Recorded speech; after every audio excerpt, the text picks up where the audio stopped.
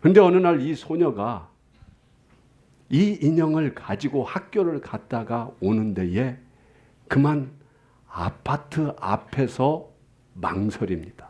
왜? 자기 집이 19층인데 엘리베이터를 타려고 하는데 갑자기 그 생각이 나는 거야.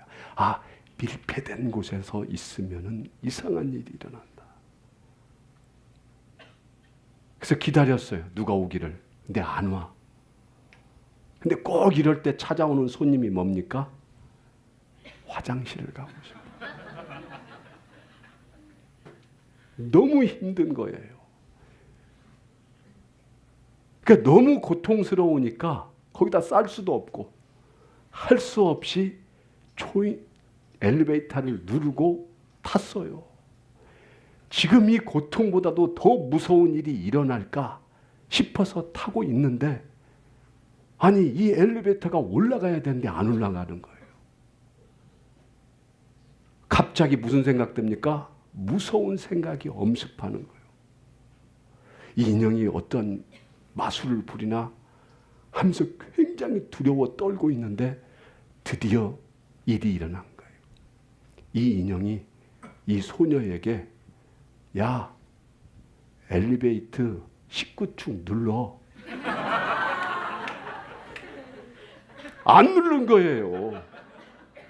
이게 무서운 일이 일어난 게 아니라 이 인형이 말을 하는 거예요. 깜짝 놀라긴 놀랐는데 그렇게 무섭지 않는 인형이었던 것입니다. 여러분들은 엄청난 일이 일어날 줄 알았죠? 우리도 이렇게 인생을 살아가면서 내가 해야 할 일이 무엇인지 모르고 살아갈 때가 있습니다. 하나님이 나에게 주신 사명이 무엇인지 전혀 잊고 사는 우리의 모습이 지금 이 유머의 모습이지 않는가. 그럴 때 예수님께서는 말씀하십니다. 우리에게 깨우쳐 주십니다. 우리의 사명이 무엇인지 알려주십니다. 오늘 본문을 보면은 예수님께서 베드로와 요한, 야고보와 변화산에 올라가서 그 변화산에 올라가서 어마어마한 일이 29절에서 일어납니다. 예수님이 신적인 모습, 그 광채나는 모습으로 그의 용모가 변하고 그가 바로 신임을 알 수 있는 일들이 이 변화산에서 일어났습니다. 그런데 하필이면 왜 12명의 제자에게 다 그렇게 예수 그리스도의 신적인 용모와 변화된 모습, 그 광채를 보여주시지 왜 예수님은 그 3명의 제자들에게만 보여줬을까요? 베드로와 요한, 야고보에만 아니라 12명의 제자, 그 12명의 제자를 떠나서 세상의 많은 사람들에게 나 예수 그리스도가 신임을, 메시아임을 그의 용모로서 빛나는 광채로 알려주었다면 그 형벌의 십자가에서 죽임을 당하지 않았을 건데 예수님은 그 3명에게만 보여주셨어요. 왜? 그 3명이 진정 예수 그리스도를 사랑하고 신뢰했기 때문입니다. 그런데 오늘 본문의 말씀은 이 1500년 전에 죽었던 모세와 700년 전에 죽었던 엘리야와 이 예수 그리스도가 그렇게 화려한 신적인 그러한 모습으로 나누는 이야기가 오늘 본문에 나와 있는데 어떤 이야기를 한 거냐? 장차 예수님께서 예루살렘에서 별세하실 거다, 죽을 거라는 참으로 그렇게 유쾌하지 않는, 기분 나쁘지 않는 유쾌하진 그 차원을 뛰어넘어서 정말로 참으로 기이한 죽음의 이야기를 하고 있는 거예요. 변화산에서 그 화려한 신적인 모습으로 고작 한다는 이야기가 죽는다는 재수 없는 이야기를 이 베드로와 요한과 야고보는 듣고 있습니다. 아니, 모세와 엘리야는 할 일이 없어서 이 세상에 내려와서 예수님과 함께 신적인 모습으로 나타났는데 고작 죽는다는 이야기를 하냐고요. 지금 예수님은 모세와 엘리야에게 내가 얼마나 큰 위대한 너희들의 신이며 너희들의 영원한 하나님임을 말해줘야 될 예수가 그들하고 고작 죽는 이야기를 합니다. 우리는 내가 그러한 능력과 권세를 가졌다면 우리는 나의 제자들에게 그런 이야기를 할 것 같아요. 야, 내가 얼마나 위대한 사람인 줄 아느냐. 내가 공부는 어떻게 했으며 내가 지금 이 세상 권세를 어떻게 다스리며 어떻게 사람들에게 추앙받으며 어떤 사람에게 높임과 존경을 받는지 너희들 똑똑히 들으라고 말을 해야 되는 거 아닙니까? 근데 예수님은 지금 자기의 위대하심과 지존하심을 말하는 것이 아니라 내가 이제 곧 죽을 거라는 처참한 이야기를 지금 하고 있는 예수님이 도무지 이해가 가지 않습니다. 그렇다면 모세와 엘리야는 거기에 맞장구 쳐주는 것이 아니라 당신이 이 땅에 이 죄인들을 위하여 그 신의 영광을 버리고 이 땅에 오신 그 예수 그리스도의 사랑과 능력을 말해야 되는 거 아니에요. 당신은 참으로 위대한 사람입니다. 원래의 모습은 빛의 옷을 입고 영광의 옷을 입고 그렇게 사셔야 될 분이 이 땅에 오셨는데 얼마나 고생이 많으시냐 하면서 위로라다 하든지. 근데 이들은 지금 전혀 하나님의 영광이 드러난, 하나님의 모습이 드러난 그 찬란한 시간에 전혀 동떨어진 이야기를 하고 있습니다.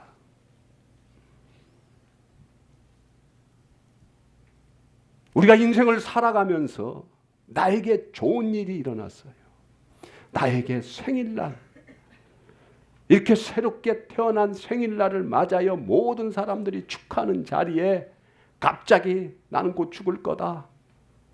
죽는 이야기 하면은 좋아하는 사람들 있겠습니까? 아니면은 일생에 단 한 번뿐인 결혼식 날 신부 앞에서 나 곧 죽을 거니까 그렇게 알아라. 그리고 하객들에게 인사하면서 오늘 내가 결혼합니다 하고 축하받고 온갖 드레스와 화려한 용모와 모든 사람들이 이쁘다고 하는 멋지게 화장하고 제일 좋은 옷을 입고 제일 좋은 곳에서 제일 멋지게 결혼하는 그 순간에 꼭 죽는다는 이야기를 해야 되냐고요. 결혼식 다 끝나고 하든지. 그런데 특별히 이 십자가의 죽음은 영광스러운 죽음이 아니에요. 보니까 치욕스러운 죽음입니다. 예수님은 하늘의 권세와 능력을 가지신 분이고 인간을 창조하시고 이 세상을 다스리시는 그러한 분이, 그러한 예수님이 나약한 인간에게 조롱당하고 핍박당하고 온갖 멸시와 천대를 받다가 가장 치욕스러운 십자가에서 가장 악한 죄를 범한 자들만 매달려 죽는 그 십자가에 처절하게 찢기고 그렇게 죽임을 당한다는 이야기를 하고 있는 것입니다.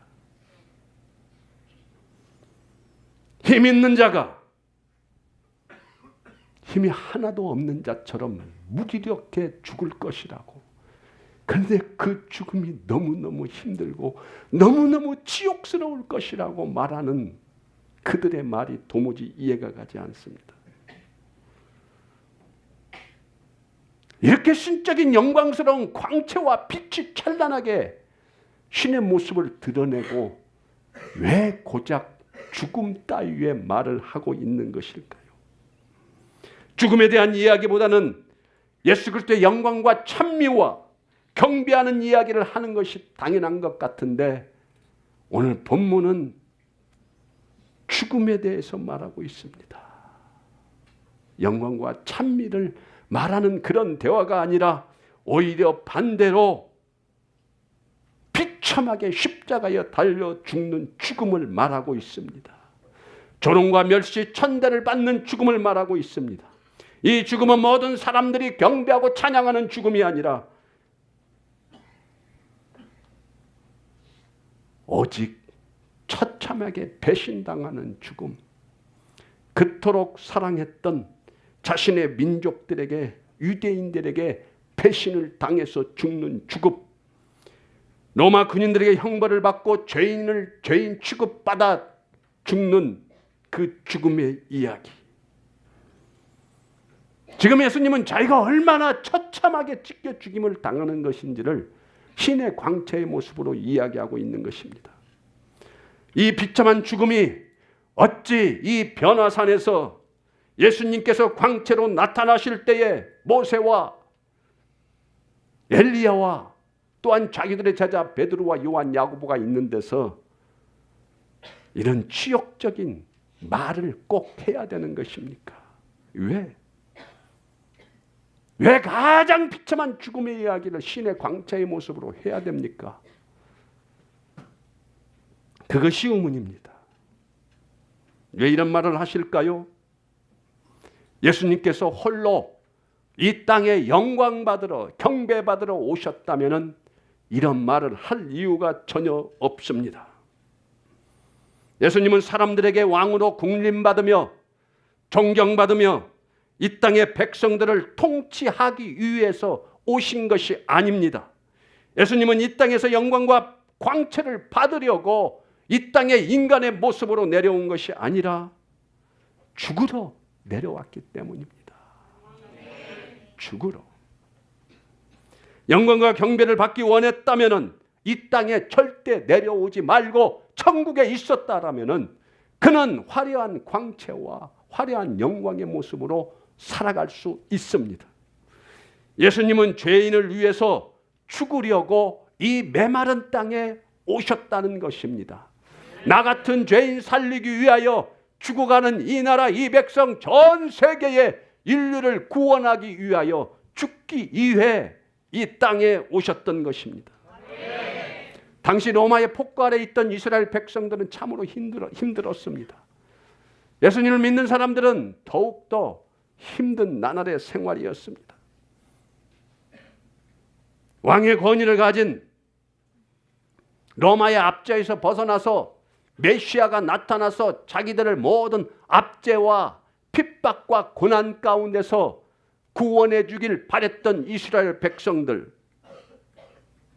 그래서 그들은 그 억압과 탄압으로부터 자기 자신들을 구해줄 위대한 권력과 권세를 가진 그런 정치적인 그리고 힘이 있는 메시아가 나타나기를 원하였습니다.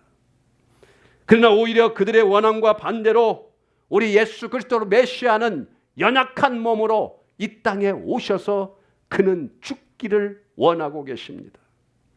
죄 많은 인간의 초라한 육신의 몸을 가지고 이 땅에 오신 예수 그리스도. 그는 죄인들과 함께 하셨고 가난한 자들과 함께 하셨으며 심지어 죄인들의 발을 씻겨주시면서 그 발에 입맞추는 도저히 인간으로 상상할 수 없는 천한 종들이라 하는 일을 행하시며 다니시는 예수 그리스도. 만일 그 예수님께서 이 땅에 경배와 영광과 찬송을 받기 위하여 오셨다면 그 예수님의 그러한 태도는 이해가 가지 않습니다. 그의 행동은 180도 달라져야 합니다. 그렇다면 예수 그리스도는 왜 오셨습니까? 경배와 영광과 찬송을 받기를 원하시지 않았다면 왜 오셨느냐? 앞서 말씀드린 바와 같이 그는 이 땅에 죽기 위해서 오셨습니다. 예수님의 사역의 가장 중요한 핵심은 바로 죽음입니다. 그가 죽어야만 되는 것입니다. 예수님은 죄인들을 위하여 죽으시기 위하여 이 땅에 오셨습니다. 그리고 예수님은 그 죄인들을 위하여 죽고 싶으셨습니다. 참담한 인생을 살아가는 그 한 영혼을 구원하기 위하여 자기의 생명을 주고 싶은 것이 예수 그리스도의 마음인 것입니다.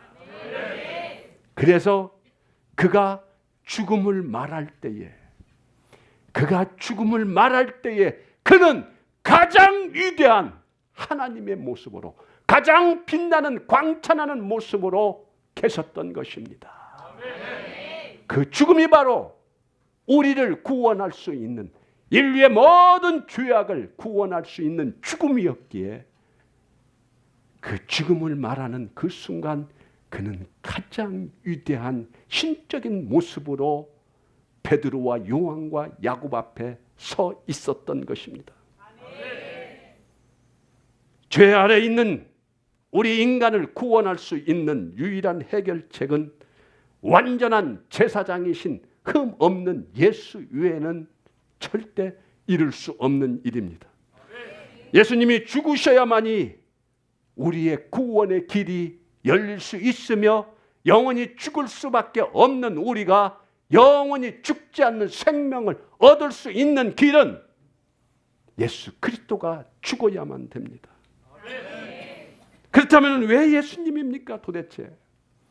왜 그 신이 이 땅에 내려와서 죽어야만이 우리를 살릴 수 있는 거냐고요.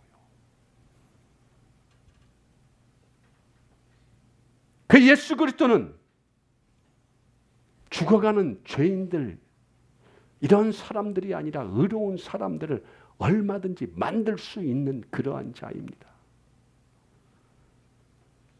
제가 이런 손수건을 60억 개를 만들고 사용하고 있다고 봅시다. 근데 하찮은 이 손수건 60억 개가 도무지 내 마음에 들지 않아요. 그러면은 여러분들은 이 60억 개를 버리는데 덜덜 떨 것 같습니까? 아이고 이거 60억 개 아까워라.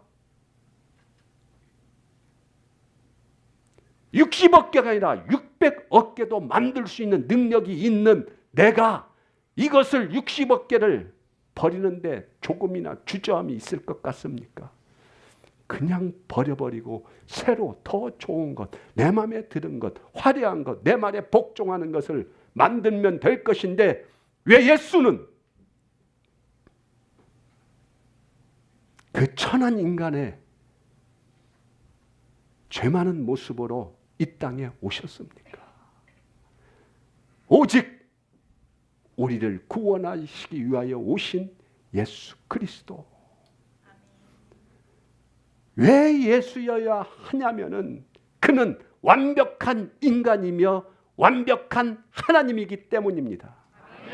우리의 모든 죄악을 해결해 줄 수 있는 유월절의 어린 양이 필요합니다. 유월절의 어린 양, 사람으로서 인간의 모든 죄를 해결해 줄 수 있는 죄 없는 어린 양이 필요한데, 죄 없는 인간이 필요한데 우리는 직간접적으로 죄를 짓는, 죽을 수밖에 없는 죄인입니다. 그래서 예수 그리스도는 신적인 몸으로서 완전한 인간으로서 이 세상에 오셔서 그가 우리의 모든 죄를 다 사하시기 위하여 그는 이 땅에 오셨습니다. 예수님은 지금 피 흘리심으로 우리의 모든 죄를 짊어지고 죽기 전에 변화산에서 모세와 엘리야와 그의 죽음을 이야기하고 있습니다. 예수님이 죽지 않으면 구원과 회복은 절대 없습니다. 예수님이 오신 목적이 바로 죽기 위하여 이 땅에 오셨습니다. 간혹 우리 사람들은 죄인들을 향하여 손가락질합니다. 저 모자란 것.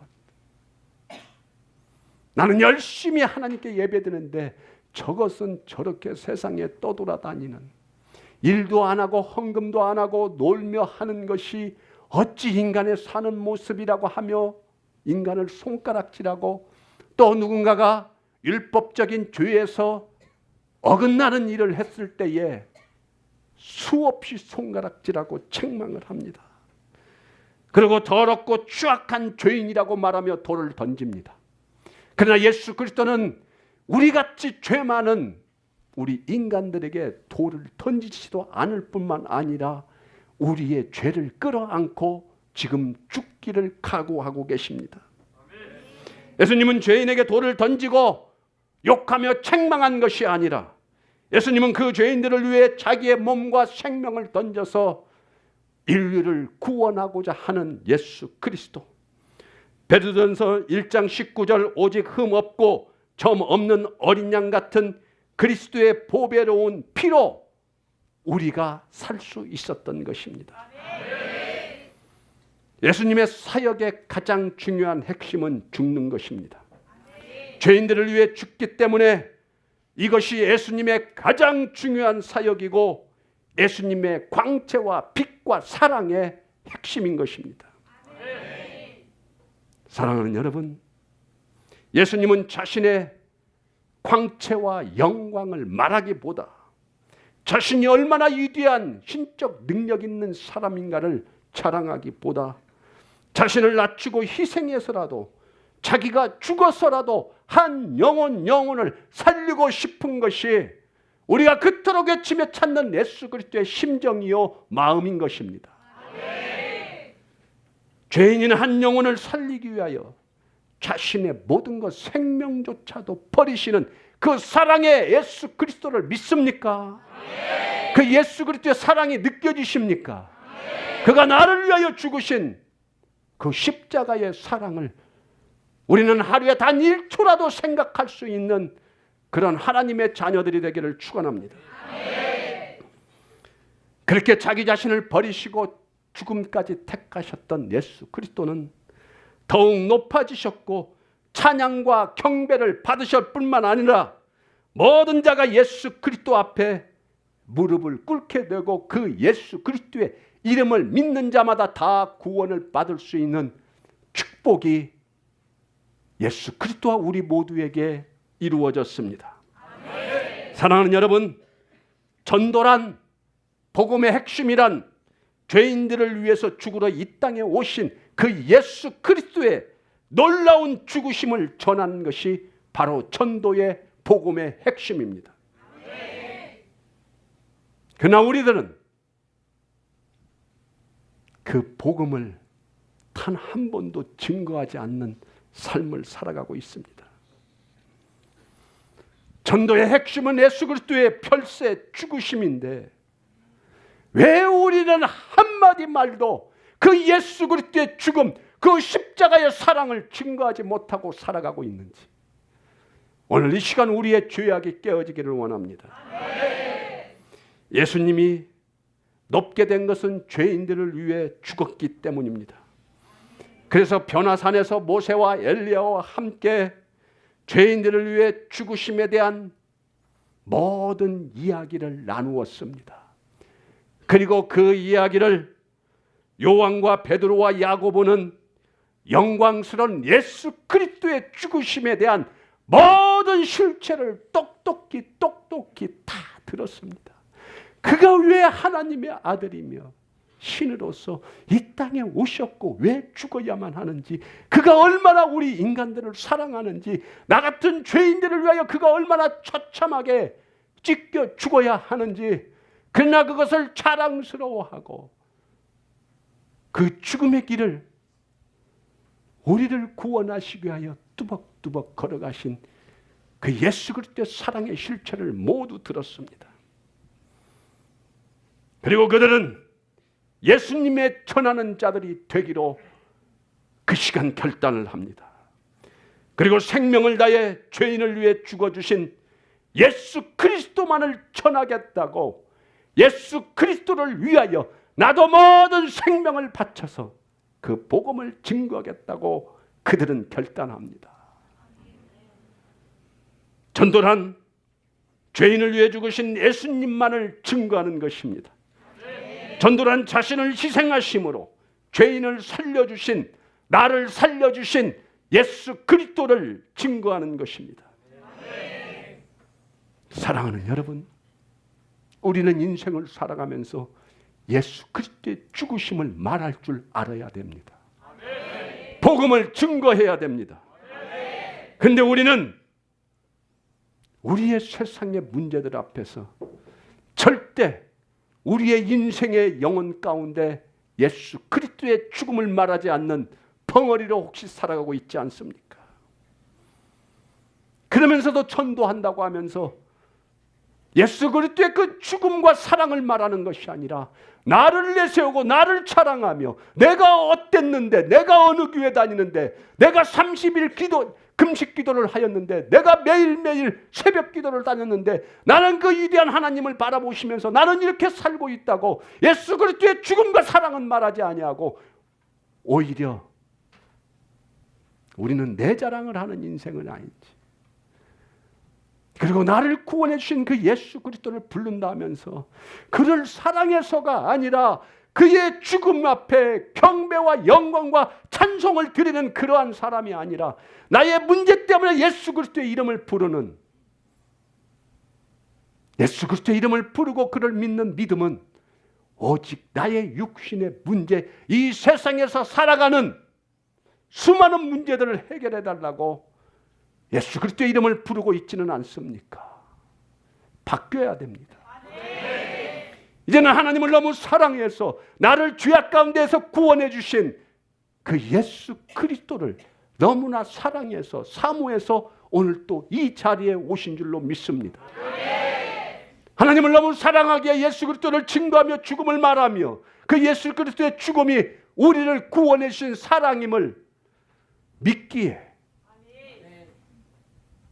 그 복음을 증거하며 전도하며 오늘 또 예배드리는 목적이 나의 문제 해결을 위해서가 아니라, 내가 건강해서가 아니라, 나 같은 죄인을 살려주신 그 예수 그리스도의 찬란한 사랑을 찬양하기 위하여 오늘 우리는 이곳에 나왔습니다.